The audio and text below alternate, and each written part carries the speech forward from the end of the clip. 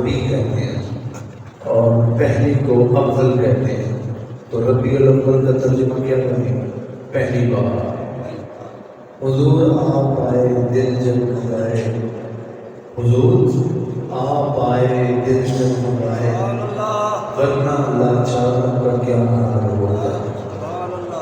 حضور آپ آئے دل جگمگائے، ورنہ لاچاروں کا کیا حال ہوتا. اسیروں کنیزوں پہ کیا گزرتی، مصیبت کے ماروں کا کیا حال ہوتا. حضور آپ آئے یہ آئیں بہاریں، حضور آپ آئے یہ آئیں بہاریں. اللہ ربیع الاول. حضور آپ آئے یہ آئیں بہاریں، ہر سمت صلی اللہ کی پکاریں. ماہ ربیع الاول نہ ہوتا تو ان بہاروں کا کیا حال ہوتا. تو ربیع الاول پہلی بہار، یہ پہلی بہار تھی جو نسل انسانیت نے دیکھی تھی. ہر طرف بہار آ گئی، ہر طرف. کائنات کے ذرے ذرے میں خشکی ختم ہو گئی تھی، موسم خزاں چھٹ گیا تھا. ہر دل میں، ہر زمین میں، ہر آسمان میں، ہر روح میں تازگی آ گئی. حضور سید الانبیاء علیہ السلام اس کا پہلا جمعہ کو پڑھا. وقت بھی تھوڑا ہے، میں چند باتیں صرف آپ کے ہاتھ گزار کروں گا کہ ایک بات ذہن میں رکھیے.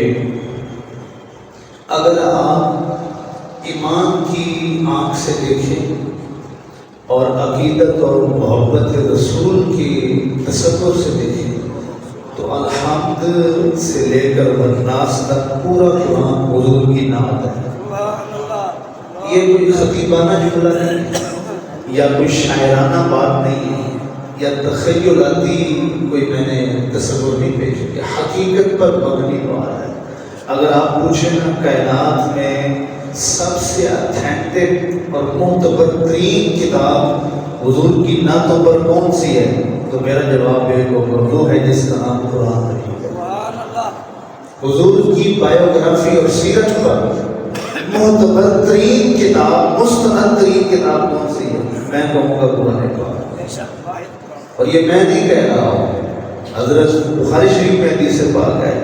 ایک شخص نے حضرت ام المؤمنین عائشہ صدیقہ رضی اللہ تعالیٰ عنہا کی بارگاہ میں عرض کیا، اماں جی ذرا مجھے بتائیے، آپ تو ہمارے محبوب، ہم تو محبوب کے بہر کی زندگی جانتے ہیں، گھر سے بہر کی، لیکن آپ تو گھر کی زندگی بھی جانتے ہیں. ذرا سناؤ نا حضور بہر کیسے ہوتے ہیں، گھر پہ کیسے ہوتے ہیں.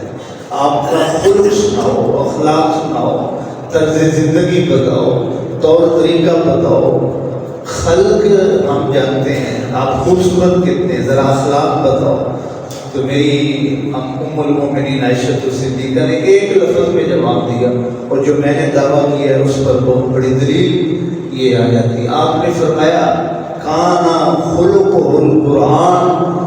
اے حضور کے بارے میں سوال کرنے والے، تو قرآن نہیں پڑھتا، سارا قرآن میرے حضور کا خلق ہے، اخلاق ہے. جتنے ورق قرآن دے کھول سارے تیری شان کیا کوئی اور نہیں دیکھ سکتا. کوئی نور آکھے، کوئی بشر آکھے، پیدا ایو شور دینے راتی دیکھا. اللہ والیاں گال مقا دیتی تو سا اور دیکھا، اسا اور دیکھا. کانا خلق القرآن. اماں جی فرما دیا نے حضور کا قرآن، سارا قرآن حضور کی نام ہے. یہ بہت بڑی دلیل ہے اس کا. اب الحمد سے لے کر بنداز تک حضور کی سیرت اور صورت. حضور دو چیزوں کا نام، میرے حضور دو چیزوں کا نام. صورت کیسی تھی، سیرت کیسی تھی.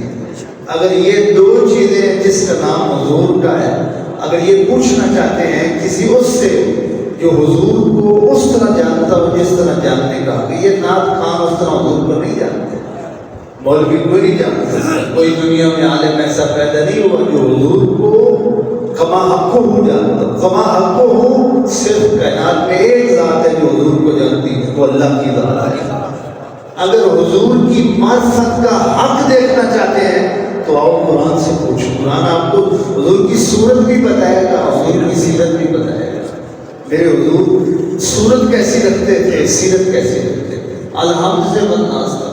آپ کہیں گے, آپ دیکھیں قرآن پاک میں جو ہے کسی جگہ پر حضور کے یاروں کے تذکرے ہیں, صحابہ کے ذکر ہے, اہل بیت کا ذکر ہے. آپ کہیں گے یہ کیسے حضور کی نعت بن گئی؟ او بھائی جی, محبوب کے غلاموں کا ذکر یہ بھی محبوب کا ذکر ہے. کہیں ابو جہل کا ذکر, ابو لہب کا ذکر, حضور کے دشمنوں کا ذکر, یہ بھی حضور کی نعت ہے کہ یہ وہ ملعون اور مردود ہیں جنہوں نے حضور کی مخالفت کی, قیامت تک کے لیے مردود ہو گئے. یہ بھی حضور کی نعت ہے. جہاں حضور کے دشمنوں کی مردود اور ملعون ہونے کا ذکر ہو, یہ بھی حضور کی نعت ہے. سبحان اللہ. جس پہلو سے جس چیز کو دیکھیں گے حضور کی نعت نظر آئے گی. اچھا آپ دیکھیں احکام, تو قرآن پاک کے احکام کو دیکھ لیں. کہیں نماز کے کا حکم ہے, روزے کا حکم ہے, حج کا حکم ہے, ایسے ہے کہ نہیں؟ لیکن یہ بھی حضور کی نعت ہے. کہا وہ کیسے؟ قرآن میں کہیں یہ تو لکھا ہے نماز پڑھو, کہیں لکھا ہے کس طرح پڑھنی ہے, کتنی رکعتیں پڑھنی ہیں, کتنے فرض ہیں, کتنی سنتیں ہیں, کب پڑھنی ہیں, کتنی نمازیں, کہیں لکھا ہے؟ نہیں لکھا ہے. کہا یہ دیکھنا ہے تو پھر میرے محبوب کے پاس آ جاؤ. قرآن میں یہ تو لکھا ہے روزہ رکھو, کیسے رکھنا ہے, کب رکھنا ہے, افطار کب کرنا ہے, سحری کب کرنی ہے, کیا کرنا ہے, کیا نہیں کرنا ہے, روزے کا حکم ہے. یہ دیکھنا ہے تو حضور کی اقدام میں آ جاؤ. زکوٰۃ کا حکم تو ہے, کتنی زکوٰۃ دینی ہے, کس کو دینی ہے, کب دینی ہے, کس کو نہیں دینی ہے, یہ سارا دیکھنا ہے تو میرے محبوب کے اندر میں آ جاؤ. قرآن یہ تو بتاتا ہے نماز پڑھو, روزہ رکھو, حج کرو, لیکن یہ نہیں بتاتا کرنا کیسے ہے. آپ دوسرے الفاظ میں یہ کہہ سکتے ہیں نماز پڑھنا, روزہ رکھنا, زکوٰۃ دینا, حج کرنا, حقیقت میں یہ بھی حضور کی نعت ہے. کیوں کہ محبوب کی اداؤں کا نام نماز ہے, حضور کی اداؤں کا نام نماز ہے. آپ بتائیں قرآن پڑھنا کسی بھی حالت میں گناہ ہے؟ وہ مخصوص آتے ہیں جن میں ننگا ہو, ناپاک ہو, اس سے منع کیا. نماز میں مسجد میں وضو کر کے بندہ آ گیا, آپ قیام میں سورۃ فاتحہ پڑھتے ہیں, قرآن پڑھتے ہیں, وہی قرآن جو آپ نے قیام میں پڑھا ہے وہ سجدے میں پڑھ سکتے ہیں, رکوع میں پڑھ سکتے ہیں. رکوع والی تسبیح وہاں پڑھ دو قیام میں, اور قیام والی قرات رکوع میں پڑھ دو. بھائی قرآن ہی تو پڑھ رہے ہیں, تسبیح تو پڑھ رہے ہیں, لیکن نہیں اس طرح نہیں پڑھ رہے جس طرح میرے محبوب نے پڑھی, اس طرح نہیں پڑھ رہے جس طرح میرے محبوب نے پڑھی. بھئی یہ تو بات ہی آگے چلی جاتی ہے. بعض دفعہ بندہ بظاہری طور پر غلط کر رہا ہوتا ہے, گناہ کر رہا ہوتا ہے, لیکن وہ میرے محبوب کو راضی کرنے کے لیے کر رہا ہوتا ہے. ہم وہ گناہ بھی ثواب بنا دیتے ہیں. بتاؤ خیبر کے موقع پر حضرت علی کی نماز قضا ہوئی کہ نہ ہوئی؟ تو نماز کا قضا ہونا گناہ ہے, یہ ثواب ہے. لیکن جو نماز علی نے قضا کی تھی وہ حضور کی رضا کے لیے تھی, تو جو حضور کی رضا میں نماز رہ جائے وہ بھی ثواب بن جاتا ہے.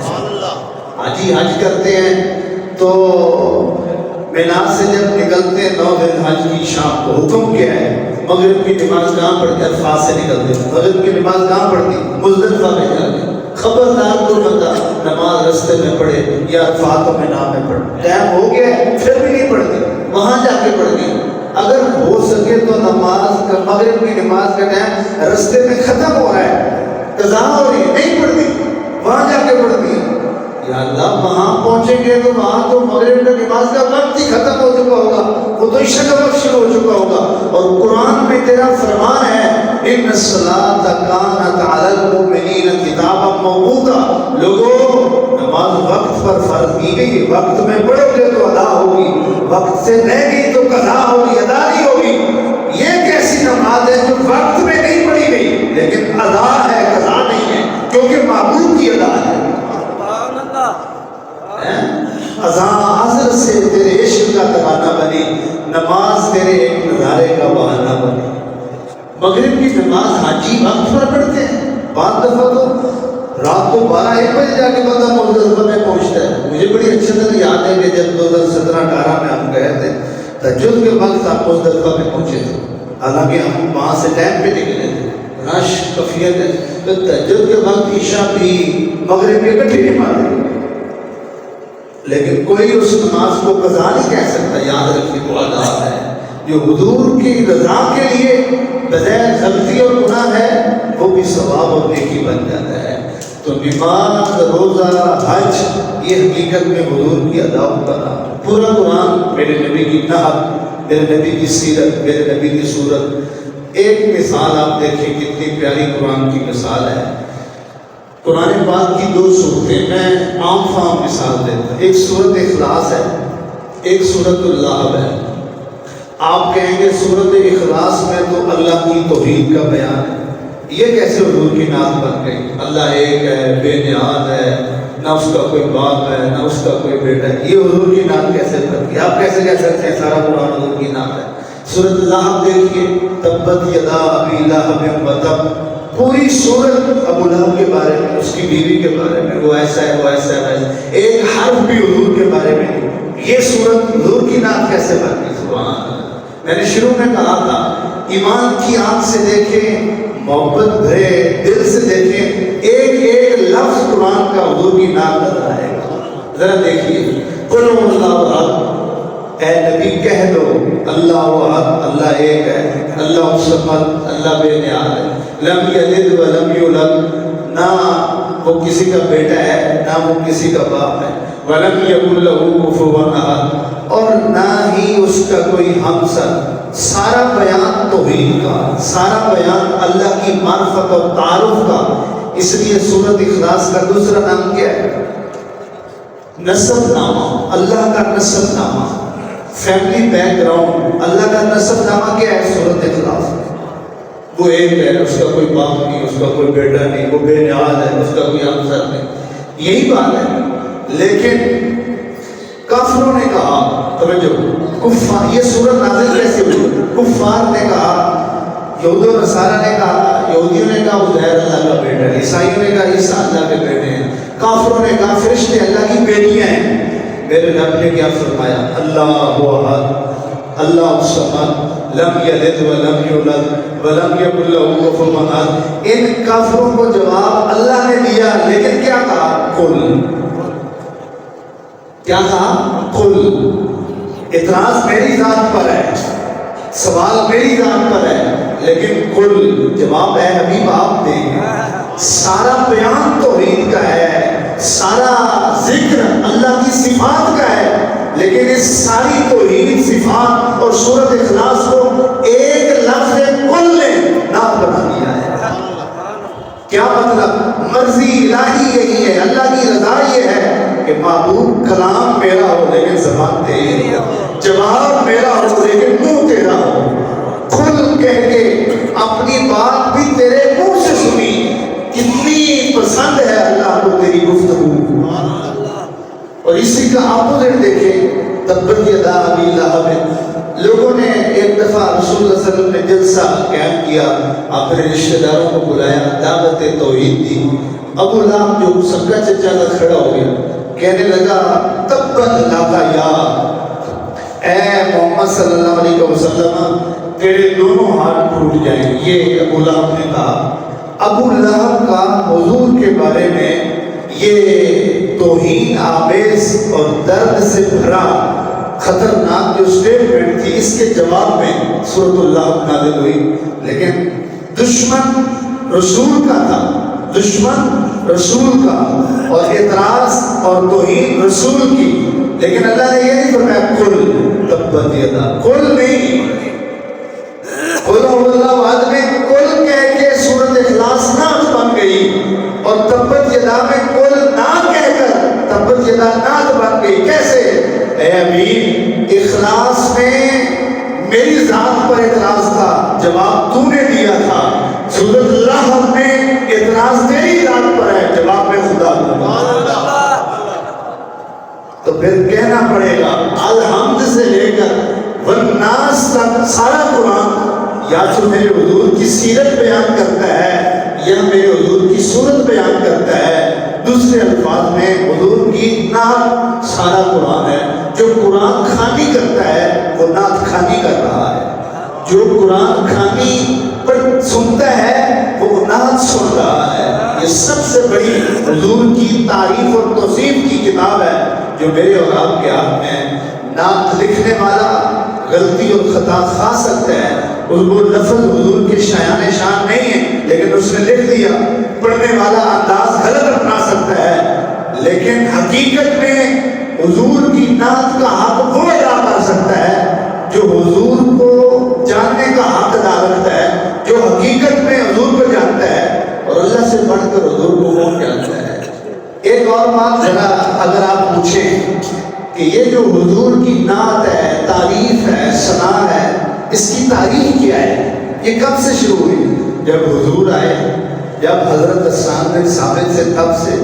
جب حضور تشریف لائے تب سے نعتیں پڑھنا اور حضور کی تعریف شروع ہوئی, یا جب نبی آئے تب سے, یا اس سے پیچھے چلے جاؤ جب فرشتے تھے تب سے؟ نا.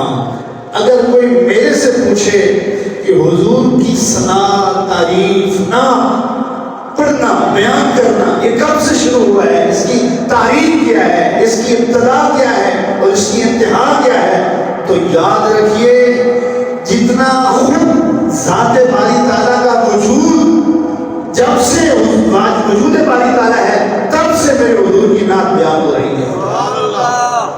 یہ حضور کی آمد سے نہیں, انبیاء سے نہیں, ملائکہ سے نہیں, خدا کی ذات کتنی قدیم ہے, اس کی کوئی ابتدا ہے؟ جس طرح ذات باری تعالیٰ کی ابتدا کوئی نہیں, اس طرح مصطفیٰ کریم کی نعت کی اور تعریف کی بیان کی ابتدا کوئی نہیں. دلیل میرا اللہ فرماتا ہے ان اللہ وملائکتہ یصلون علی النبی, بے شک اللہ اور اس کے فرشتے کیا کرتے ہیں؟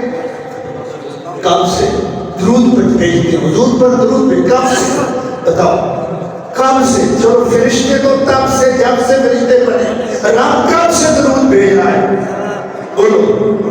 جب سے رب ہے تب سے حضور پر درود ہے, اور رب کب سے کوئی پتہ نہیں, تو پھر حضور کی تعریف کب سے شروع ہوئی اس کی کوئی حد نہیں ہے, اس کی کوئی ابتدا نہیں ہے. جب سے ذات باری تعالیٰ وجود رکھتی ہے تب سے میرے حضور کی نعت بیان ہو رہی ہے, تب سے. اللہ کہہ رہا ہے بے شک اللہ اور اس کے فرشتے درود بھیجتے ہیں. جس طرح ذات باری تعالیٰ قدیم ہے, اس کی کوئی ابتدا نہیں ہے, اور یاد رکھیے جس طرح ذات باری تعالیٰ, وجود باری تعالیٰ قدیم ہے, اس کی کوئی ابتدا نہیں, اسی طرح حضور کی نعت کی بھی کوئی ابتدا نہیں. تو پھر انتہا کیا ہے؟ قیامت تک نہیں. ان اللہ وملائکتہ یصلون, یہ یصلون گرامیٹیکلی مضارع کا صیغہ ہے, اور مضارع میں جو ہے وہ فیوچر بھی ہوتا ہے اور پریزنٹ بھی ہوتا ہے, فعل حال بھی ہوتا ہے, فعل مستقبل بھی ہوتا ہے. کیا مطلب, ترجمہ کیا ہے؟ بے شک اللہ اور اس کے فرشتے یصلون علی النبی, نبی پر درود بھیجتے ہیں اور بھیجتے رہیں گے. کل من علیہا فان, قیامت کے دن ہر چیز فنا ہوئی لیکن ذات باری تعالیٰ کو فنا وَيَبْقَى وَجْهُ رَبِّكَ ذُو الْجَلَالِ وَالْإِكْرَامِ. جس طرح اللہ کی ذات کو فنا نہیں ہے, بقا ہے, میرے مصطفیٰ کی ثنا, نعت, تعریف اور درود کو بھی بقا ہے, فنا نہیں ہے. ان اللہ وملائکتہ یصلون علی النبی. ایک بات میں آپ سے اسی آیت کے تحت آپ کے جھولی میں ڈالنا چاہتا ہوں. جو دل میں ایمان رکھتا ہے, محبت رسول رکھتا ہے, وہ غور سے سنیے گا. یہ خطیبانہ جملہ نہیں ہے, یہ تحقیق اور حقیقت, شواہد اور دلائل پر مبنی بات ہے. دنیا میں زندگی میں ایک وقت ایسا آ سکتا ہے کہ اللہ کی عبادت نہ ہو. دنیا میں, کائنات میں ایک لمحہ ایسا آ سکتا ہے کہ عبادت نہ ہو. ساری دنیا فنا ہو جائے گی, اس وقت کوئی عبادت ہوگی نہیں ہوگی. ایک لمحہ ایسا آ سکتا ہے, ممکن ہے, ابھی نہیں ہے, ممکن ہے ایک وقت ایسا ہے کہ خدا کی عبادت نہ ہو, لیکن یہ ممکن ہی نہیں ہے کہ کوئی ایسا لمحہ آئے کہ حضور کی نعت اور درود نہ پڑھا جائے. کیوں؟ اس لیے کہ اللہ کے علاوہ ہر چیز کو فنا ہے. تو جو رب کو فنا نہیں پتا ہے تو رب کا دعویٰ ہے کہ میں درود بھیج رہا ہوں. تو مصطفیٰ کریم کی سب سے بڑی نعت درود ہے. سب سے بڑی نعت حضور کی درود پاک ہے. اللہ اکبر. تو الحمد سے لے کر والناس تک سارا قرآن میرے حضور کی نعت ہے.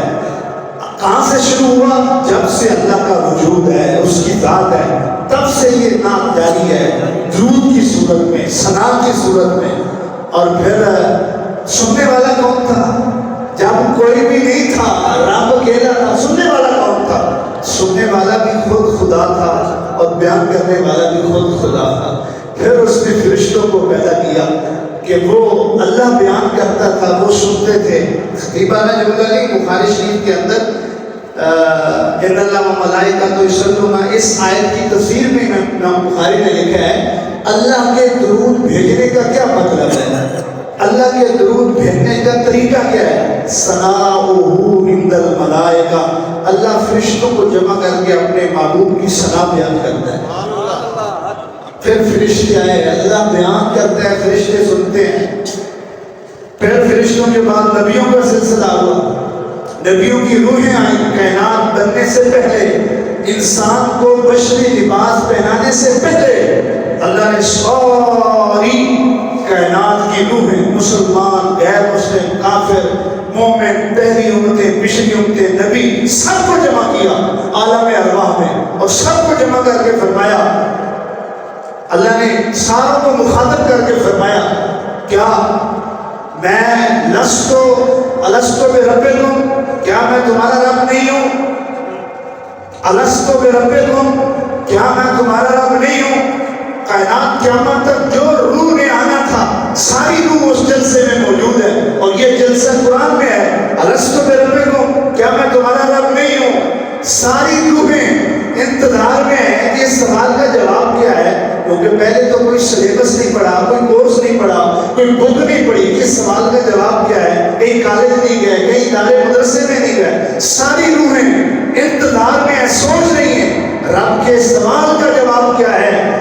ساری روحوں میں سے سب سے پہلے روح محمدی نے جواب دیا. جب اللہ نے کہا الستو بربکم، تو روح محمدی نے برسر آواز جواب دیا قالوا بلا. اور اس روح محمدی کے جواب کو سن کر پھر ساری روحیں بولی کیوں نہیں تو ہمارا رب.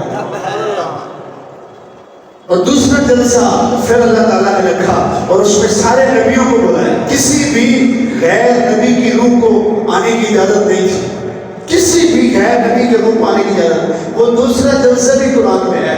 اللہ تعالیٰ نے اس جلسے میں جو صرف نبیوں کی روحوں سے خطاب تھا کیا فرمایا؟ وَإِذْ أَخَذَ اللَّهُ مِيثَاقَ النَّبِيِّينَ لَمَا آتَيْتُكُم مِّن كِتَابٍ وَحِكْمَةٍ.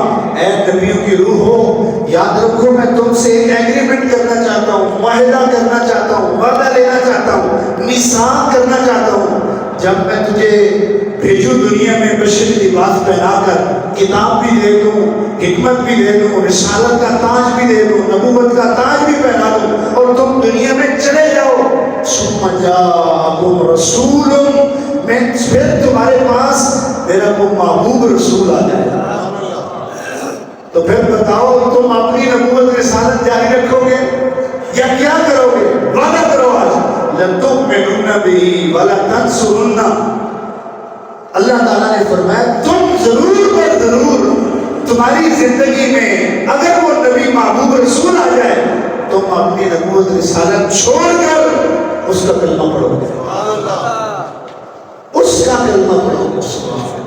اس لیے ایک دفعہ حضرت عمر رضی اللہ تعالیٰ عنہ حضور کے پاس بیٹھے ہوئے تھے. ان کے پاس تورات کے چند پیج تھے اور وہ پیج رکھے ہوئے تھے اور پڑھ رہے تھے، ویسے پڑھ رہے تھے، مطالعہ کر رہے تھے. حضور نے دیکھا کہ عمر کے ہاتھ میں تورات کے پیج ہیں تو آپ کو ناراضگی ہوئی کہ قرآن کے ہوتے ہوئے تورات پڑھنے کی کیا ضرورت ہے. سبحان اللہ. تو حضرت عمر کو ساتھ بیٹھے ایک صحابی نے اشارہ کر کے بتایا حضور تیرے اس مطالعے اور اسٹڈی پر ناراض ہو رہے ہیں، دیکھیں کیا حضور کے چہرے کے تذکرہ. وہ بند کیے، پیج کو فولڈ کیا اور بارگاہ نبوی میں معافی کے لیے درخواست پیش کی میرے اس عمل سے جو آپ کی ناراضگی ہوئی. جب حضرت عمر نے معافی کی درخواست پیش کی، اور صحابہ کرام کا طریقہ ہوتا تھا کہ جب حضور کو ناراضگی میں دیکھتے یا آپ کی ناگواری میں دیکھتے تو آپ یہ جملہ بولتے تھے رضیت باللہ ربا وبالاسلام دینا وبمحمد نبیا. حضور یہ جملہ سن کر راضی ہو جاتے تھے. ترجمہ اس کا کیا ہے کہ ہم اللہ کے رب ہونے پر، اس دین کے اسلام ہونے پر، اور اے نبی آپ، اے محمد صلی اللہ علیہ وسلم آپ کے نبی ہونے پر ہم راضی ہیں. اور فرمایا جو شخص یہ والے جملے 3 دفعہ صبح اور 3 دفعہ شام کو پڑھتا ہے، ان جملوں کی برکت سے انشاءاللہ اس کا خاتمہ اللہ اس کے رسول کی رضا پر ہوگا، اس سے راضی ہوں گے. تو حضرت عمر نے جب یہ جملے پیش کیے، درخواست پیش کی، تو حضرت حضور نے کیا جواب دیا؟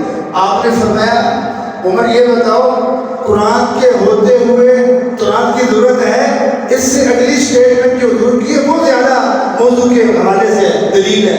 آپ نے فرمایا اے عمر قسم اس ذات کی جس کے قبضہ قدرت میں محمد کی جان ہے، اگر موسیٰ علیہ السلام بنفس نفیس آج زندہ ہوتے تو وہ نبی بن کر زندہ نہ رہتے، محمد کا امتی بن کر زندہ رہتے. تو بھی بیان کرنا اللہ اکبر. تو سارا قرآن حضور کی نعت ہے. ہر دور میں اللہ اپنے نبی کی ثنا و نعت بیان کی، فرشتوں نے بیان کی. اور ایک بات اور ذہن میں رکھیں، آدم علیہ السلام سے لے کر آخری نبی محمد رسول اللہ صلی اللہ علیہ وسلم سے پہلے عیسیٰ علیہ السلام تک دنیا میں جتنے بھی نبی آئے، جتنے بھی رسول آئے، ہر نبی ہر رسول اپنے اپنے دور میں، اپنے اپنے زمانے میں، اپنے اپنے انداز میں حضور کی ثنا بیان کرتا رہا ہے. یہ صرف خطیبانہ دعویٰ نہیں ہے، قرآن کی آیتیں اس بات پر شاہد ہیں. یہ بات قرآن میں لکھی ہوئی ہے. ہر نبی اپنے اپنے دور میں حضور کی تعریف کرتا رہا اور اپنی امت کو حضور کی تعریف سناتا رہا. اور جتنی آسمانی کتابیں اللہ نے نازل کی، ہر کتاب میں حضور کی تعریف بھی لکھی ہوئی تھی، حضور کی امت کی تعریف بھی لکھی ہوئی تھی. اس پر صرف 2 آیتیں میں آپ کو سناتا ہوں. پہلی آیت سورۃ البقرہ کی آیت نمبر 129 ہے، 130 ہے. حضرت ابراہیم علیہ السلام نے جب خانہ کعبہ تعمیر کیا اپنے بیٹے اسماعیل علیہ السلام کے ساتھ مل کر، جب خانہ کعبہ تعمیر ہو گیا، ایک مہمات تھے، ابراہیم علیہ السلام بنانے والے تھے، اسماعیل علیہ السلام بطور ہیلپر جو ہے وہ سامان اور میٹیریل اٹھا کے دینے والے تھے.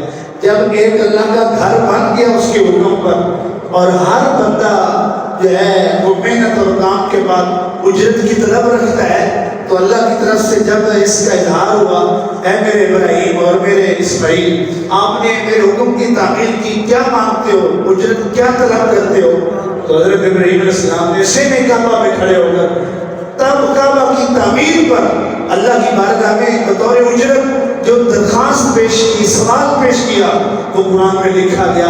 سورۃ البقرہ کی آیت نمبر 130 میں کیا تھا وہ سوال، کیا تھا وہ درخواست؟ ربنا وابعث فیہم رسولا منہم یتلو علیہم آیاتک ویعلمہم الکتاب والحکمہ ویزکیہم انک انت العزیز الحکیم. اے میرے رب، تیرا بندہ ابراہیم اور اسماعیل کچھ بھی نہیں مانگتا، بس صرف یہ سوال کرتا ہے کہ وہ جو تیرا رسول ہے، جس کے بعد عالم ارواح میں لیے گئے، جس کے ذکر آسمانی کتابوں میں ہوئے، جس کے تذکرے ہم سے کروائے گئے، وہ رسول کسی اور کی نسل سے نہ ہو، ہماری نسل سے ہو. اور وہ کیسا رسول ہو؟ جب وہ آئے اس کعبہ کو تعمیر کرے، تیری آیتیں پڑھ کر سنائے، لوگوں کا تزکیہ کرے، ان کو پاک کرے اور ان کو کتاب و حکمت کی تعلیم دے. اور تو ہی غالب حکمت والا ہے. ہر نبی، دیکھو ابراہیم علیہ السلام نے کب حضور کا ذکر کیا؟ ہر نبی اپنے دور میں ذکر کرتا رہا. اس پر ایک آیت سن کر ہم خطبے کا اختتام کرتے ہیں. دوسری آیت سورۃ الصف کی آیت نمبر ہے 6، آیت نمبر 6 سورۃ صف پارہ نمبر 28. حضرت عیسیٰ علیہ السلام آپ نے اپنی امت اور اپنے حواریوں اور اپنے پیروکاروں کو اکٹھا کیا، اور جب وہ سارے اکٹھے ہو گئے تو آپ نے خطاب کیا. آپ وہ خطاب دیکھیں، سارے کا سارا خطاب سورۃ الصف کی آیت نمبر 6 میں لکھا ہوا ہے. تو عیسیٰ علیہ السلام نے تقریر کی تھی، اور تقریر کن کو کی؟ اپنی امت کو، اور ساری تقریر حضور کی نعت ہے, حضور کی تعریف ہے, حضور کے بارے میں.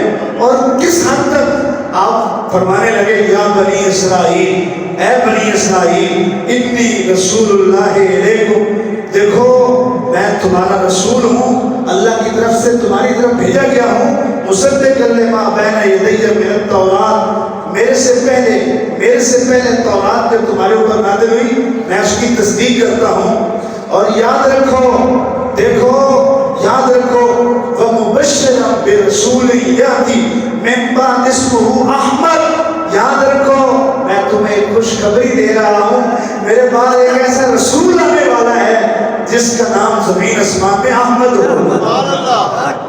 احمد ہوگا. حضور آئے, دل جگمگائے, ورنہ لاچاروں کا کیا حال ہوتا. حضور آئے, دل جگمگائے, ورنہ لاچاروں کا کیا حال ہوتا. سبحان اللہ. تو الحمد سے لے کر والناس تک پورا قرآن حضور کی تعریف اور تصریف کو بیان کرتا ہے. اس میں سے چند باتیں میں نے آپ کے سامنے رکھی. اپنی بساط کے مطابق آپ قرآن پڑھیں ایسے جیسے نعت پڑھ رہے ہوں گے, آپ قرآن سنیں ایسے جیسے حضور کی نعت سنیں, سمجھ کر, فہم کر.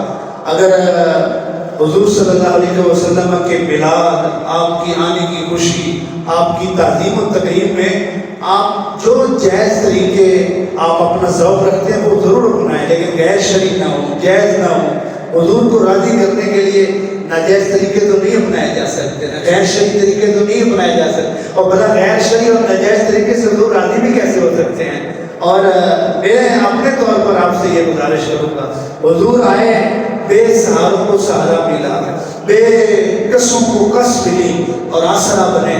آپ معاشرے کے پچھڑے ہوئے غریب طبقہ, بے سہارا لوگوں کو ڈھونڈیے, تلاش کیجیے, محلے معاشرے میں دیکھیے, حضور کے میلاد کے نام پر ان کے لیے سہارا بنے, ان کے لیے جو ہے ہر طرح کے اعتبار سے جو ہے ان کا آسرا بنے.